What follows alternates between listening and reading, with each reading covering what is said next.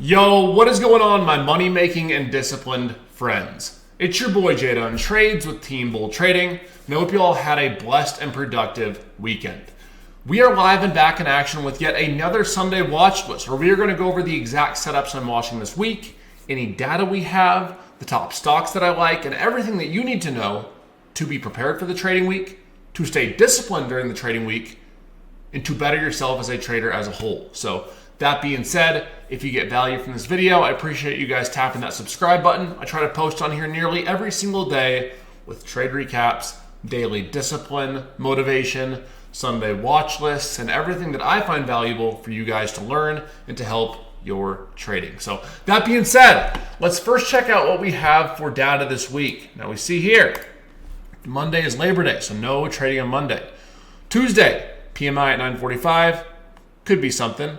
Wednesday, not a whole lot. We have job openings. We have the Fed beige book, auto sales, probably nothing burger there too. Thursday, we have ADT employment, initial jobless claims, PMI, should be a decent mover. And then Friday, few Fed speakers and unemployment reports. So nothing crazy as far as data goes this week, but still could get some decent movement from it. However, what I do think could be something serious is how this market is setting up and how a few individual stocks are setting up as well. So let's first start with SPY. Now I'll tell you one thing, you guys know that I love trading puts, I love trading the downside. This is not a bearish chart, my friends. You see this weekly chart, we had a relative bottom here, like 510, and then 3 aggressive buying candles to the upside, even with some decently aggressive selling within those weekly candles. So you see here on SPY, we are just about at all-time highs. And to give you a better perspective on how this looks from a daily chart and a little better view, you can see that we want to break this. We've tested it 1, 2, 3, 4, almost 5, 6, 7 times without breaking and retesting that all-time high.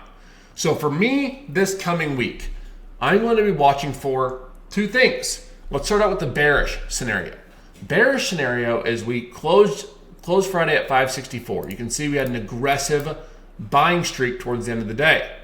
Now, going back to the daily chart, if we break and hold above this and then fail below, I won't be interested in shorts until we break and hold below 555. Okay, this is my short area, where if we break these lows down here and break these levels, we likely want to go test 550 and then fill this gap down to like 543.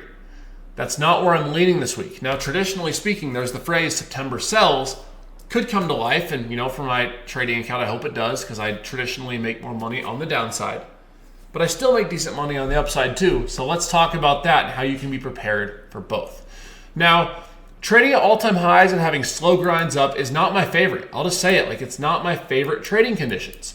So what I'll look for is, depending on pre-market, if we break, I won't buy the breakout above 564. I'd like to see a break here, come back down and retest, and try calls lightly. That's what I like. Try and calls lightly on the retest down for a move to all-time high.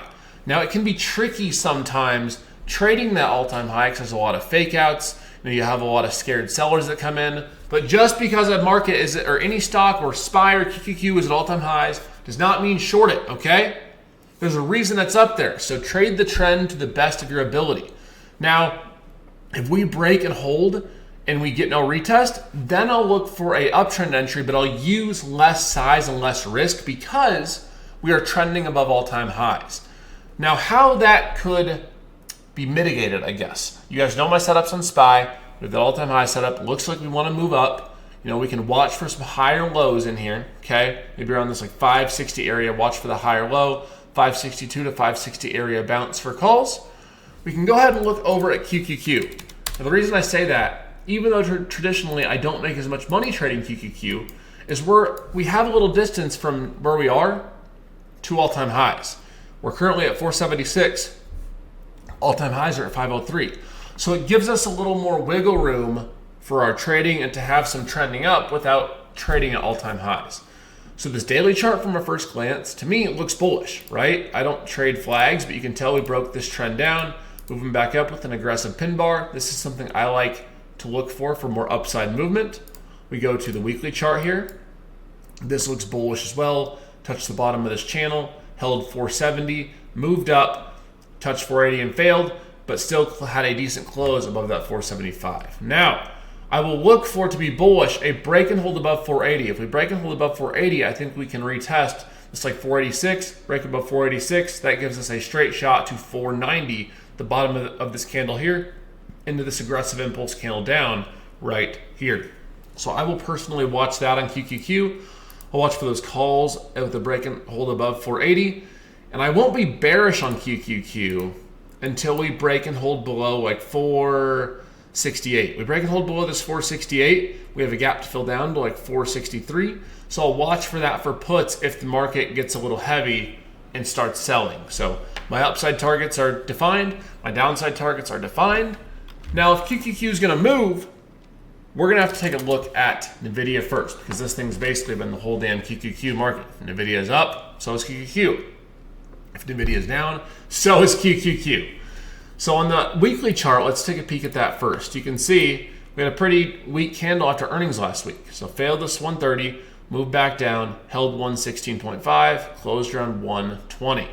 Now from a weekly perspective, the only bounce area I see is if we go back down to like this 100. Okay, that's the only thing I'd be interested in taking as a bounce. Now from a daily perspective, we go here, we got a doji candle on the daily, we have a gap filled to the upside to 125. I'd like to see some movement back up to find a relative low here, but if we fail these lows of like 116, we do have room back down to like this 110-ish area, and below that, straight shot to 100. So we had a massive run up. Ever since that massive run up, we made some lower highs. This could be another one here. It's not uncommon to see, a little movement down after a split, after earnings, movement down. And eventually, I like NVIDIA long term, but this chart right now, I don't really have anything I'd feel comfortable bouncing until like 100. However, we break and hold above this 130. Looks like we get a straight shot up to this 136 area, then all-time highs. So again, NVIDIA goes, so does QQQ, likely to, so does SPY. Next up on the list is going to be Tesla. Now Tesla, let's again go look at a weekly perspective here. Looks decent, right? We came down, we're flagging on the weekly. We test back down, we hold the bottom of this channel I had marked. We hold 202, close above that key area of 210 at 214.